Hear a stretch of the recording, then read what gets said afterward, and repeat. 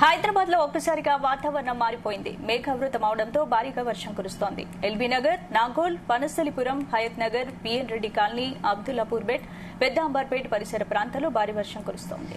దాంతో రోడ్లపై భారీగా వర్షం నిలిచేరింది. స్కూళ్లు వదిలే సమయం కావడంతో విద్యార్థులు తీవ్ర ఇబ్బందులు పడ్డారు.